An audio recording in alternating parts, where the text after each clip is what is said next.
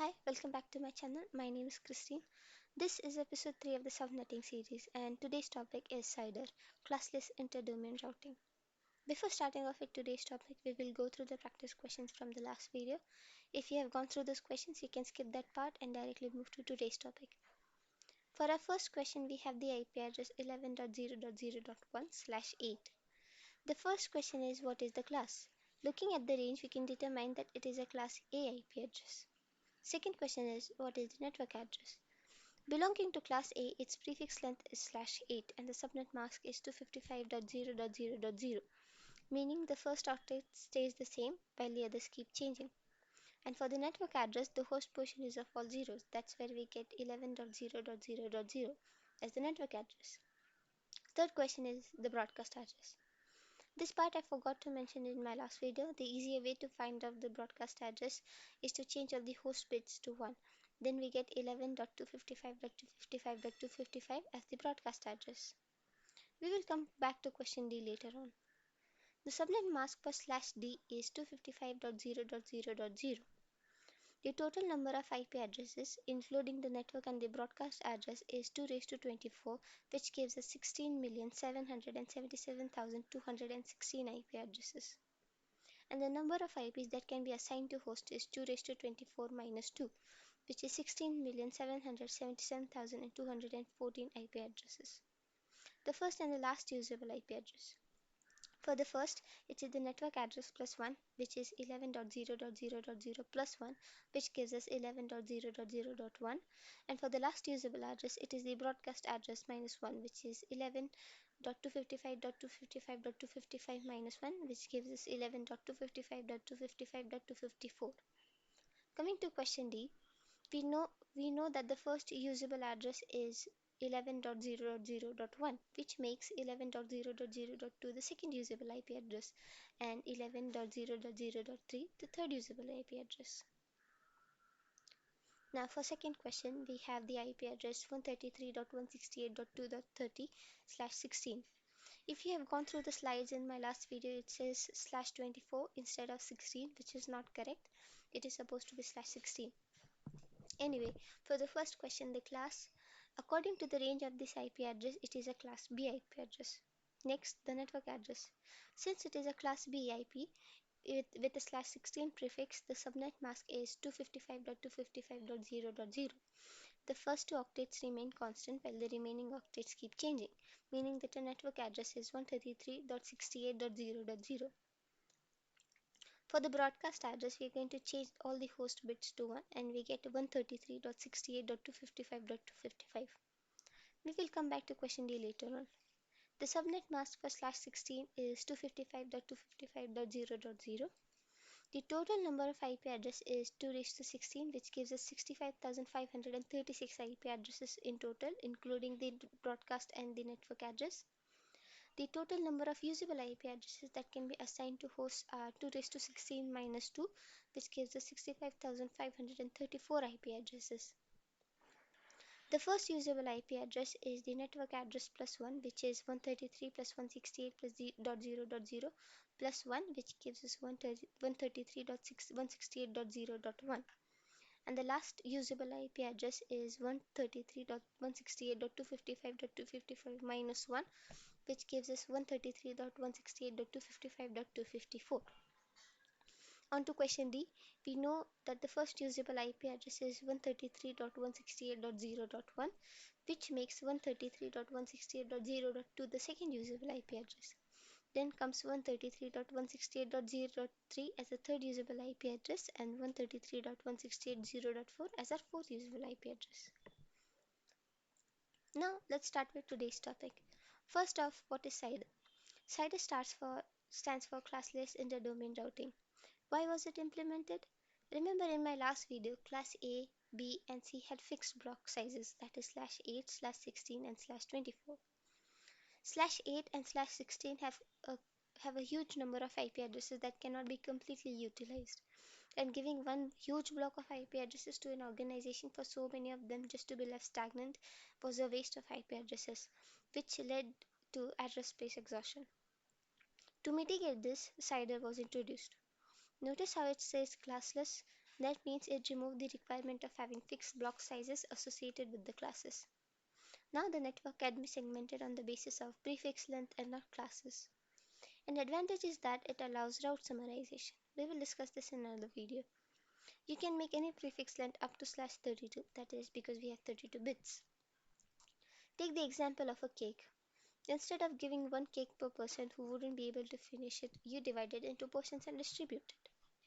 Subnetting is similar to this. The cake is just like your network. You dividing the cake into portions is just like dividing the network into subnets. For example, take the network 192.168.4.0/24.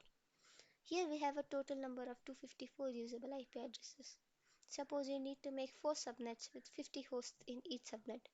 That means you will need a total of 200 IP addresses. But let's not forget a network and broadcast addresses per subnet. That will make 52 IP addresses per subnet and total of 208 total IPs that we need. Since we have 254 usable IP addresses in the network, we have enough room to make 4 subnets with 50 hosts. Firstly, let's take a look at the number of IP addresses in different prefix lengths.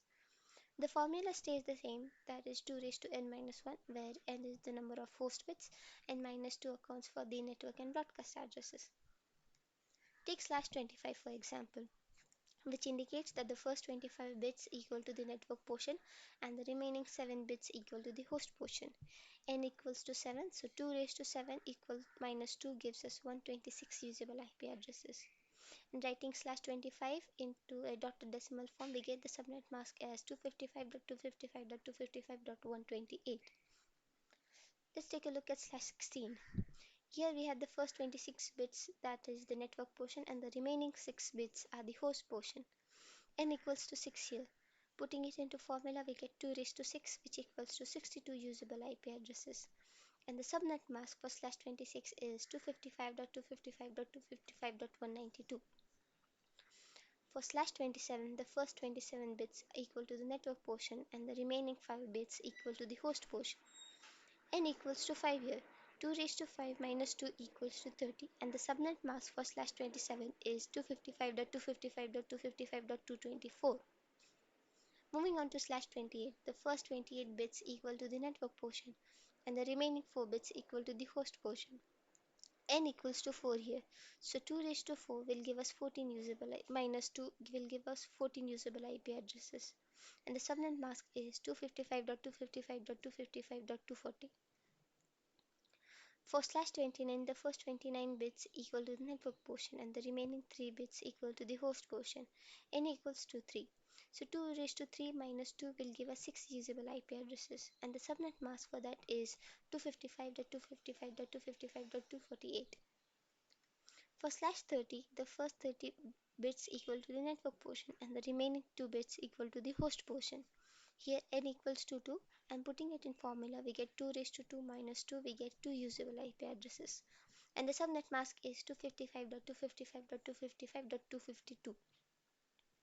For /31, the first 31 bits equal to the network portion and the one remaining bit equals to the host portion. Here I want you to consider a point-to-point connection. There is no requirement for us to have a separate broadcast or network address in a point-to-point connection. Therefore, we can just assign the total of 2 IPs that we have in /31. For example, we have 192.168.3.0/31, and the IP addresses that we have available are 192.168.3.0 and 192.168.3.1, which can be assigned to the devices.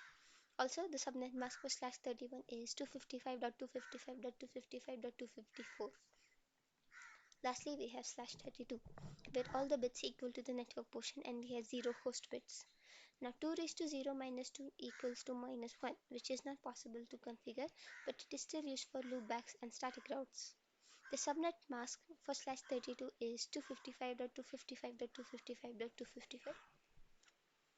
Now let's practice some questions. Suppose you have a network of 192.168.4.0/24. In total, we have 254 usable IP addresses, and as per the requirement, we need 4 subnets with each having 50 hosts. We also need 2 more addresses per subnet for the network and the broadcast address. In total, we need 52 addresses per subnet, and for all 4 subnets together, we need 208 IP addresses. Let's try to find the prefix length. What that would give us 52 IP addresses. Let's start with slash 27. Slash 27 means that the first 27 bits equal to the network portion and the rest 5 bits are the host portion. 2 raised to 5 minus 2 equals to 30 usable IP addresses, which is less than what we need. Now let's move to slash 26. The first 26 bits equal to the network portion and the rest 6 bits equal to the host portion. Putting it in formula, we get 2 raised to 6 minus 2, where we get 62 usable IP addresses, which is enough for our requirement. Even though we might have 10 extra IP addresses, using a smaller notation would just give us more IP addresses. That means we need to use 20/26 for each subnet. Let's take a look at the range of these subnets. Slash 26 in binary looks like this, where we have the last network bit in the 4th octet, and in the binary place value table it is at the value of 64. That means with the increments of 64 in the 4th octet we will get one subnet. Let's check it out. The first subnet will be from 192.168.4.0 to 192.168.4.63. For the second subnet, we add 64 to the 4th octet of the first subnet's broadcast, which gives us 192.168.4.64. And for the broadcast address, add 64 to the 4th octet of the broadcast address of the first subnet, which gives us 192.168.4.127. Again, for the third subnet, we get to the network address. Add 64 in the 4th octet of the second subnet's network address, which gives us 192.168.4.128. And for the broadcast address, add 64 to the broadcast address of the second subnet in the 4th octet, and we get 192.168.4.191. Lastly, for the fourth subnet, do the same thing. First, add 64 in the 4th octet of the network address of the third subnet to get the network address of this subnet, which we get as 192.168.4.192, and the same for the broadcast address. Add 64 in the 4th octet of the subnet 3's broadcast address, which gives us 192.168.4.255 as a broadcast address for this subnet. Those are our subnet ranges. Now let's take a look at the first and last usable IP addresses in each subnet. For subnet 1, our range is from 192.168.4.0 to 192.168.4.63. Our network address is 192.168.4.0 and our broadcast address is 192.168.4.63. Our first usable IP address equals to the network address plus 1, which gives us 192.168.4.1, and the broadcast address is 1 minus the broadcast address, which gives us 192.168.4.63, minus 1, which gives us 192.168.4.62. For subnet 2, our range is from 192.168.4.64 to 192.168.4.127. Our network address is 192.168.4.64 and our broadcast address is 192.168.4.127. Our first usable IP address is 192.168.4.64 plus 1, which gives us 192.168.4.65. And for the broadcast address, we have 192.168.4.127 minus 1, which gives us 192.168.4.126. For subnet 3, our range is from 192.168.4.128 to 192.168.4.191. Our network address is 192.168.4.128 and our broadcast address is 192.168.4.191. Our first usable IP address equals to 192.168.4.128 plus 1, which will give us 192.168.4.129. And for the broadcast address, we have 192.168.4.191 minus 1, which will give us 192.168.4.190. For our fourth range, it is from 192.168.4.192 to 192.168.4.255. Our network address is 192.168.4.192 and our broadcast address is 192.168.4.255.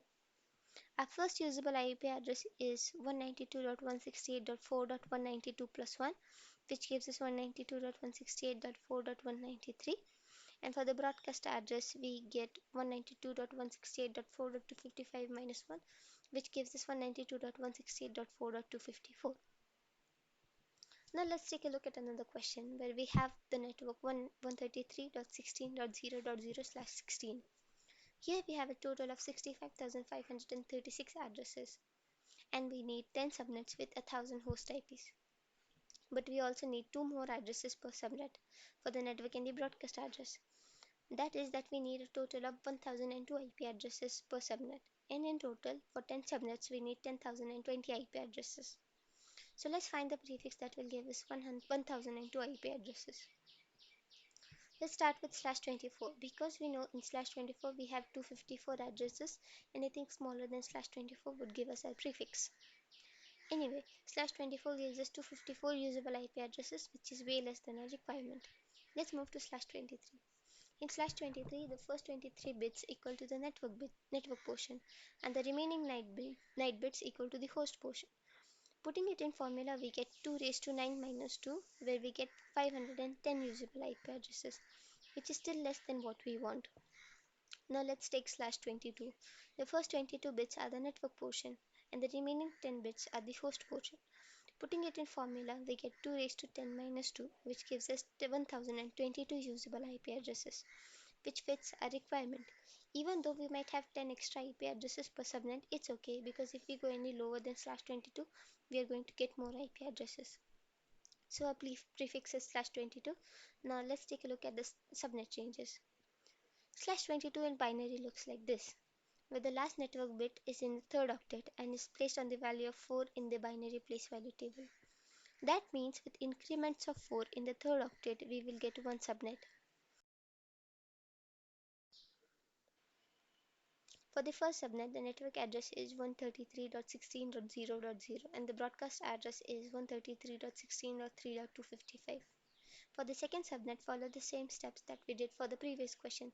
That is to get the network address, add 4 in the third octet of the previous subnet's network address. Here, which gives us 133.16.4.0. And for the broadcast address, add 4 to the third octet of the broadcast address of the previous subnet, and we get 133.16.7.255. We are going to do the same for the remaining 8 subnets. Doing that for the third subnet, the range that we get is 133.16.8.0 to 133.16.11.255. For the fourth subnet, we get 133.14.12.255 to 133.16.15.255. For the fifth subnet, we get 133.16.16.0 to 133.16.19.255. For the sixth subnet, we get 133.16.20.0 to 133.16.23.255. For the seventh subnet, we get 133.16.24.0 to 133.16.29.255. For the eighth subnet, we get 133.16.28.0 to 133.16.31.255. For the ninth subnet, we get 133.16.32.0 to 133.16.35.255. And for the 10th subnet, we get 133.16.36.0 to 133.16.39.255. The remaining addresses in the 133.16.0.0/16 block are still available to use, as well as the remaining 10 in the in each subnet that can be used if more devices are added. Your task is to find out the first and the last usable addresses for each of these subnets, and along with that, we have one practice question as usual. We will discuss this in the upcoming episode, which will be another episode on CIDR, where we will take a look at different types of questions. That's it for today. Let me know what you think about this series so far. Comment down below if you have any suggestions or feedback. Also, thank you for the 100 subscribers. I appreciate everyone who is interacting with the posts and my videos. Also, don't forget to like and share this video and subscribe to my channel for more updates like this. And I'll see you next time. Bye.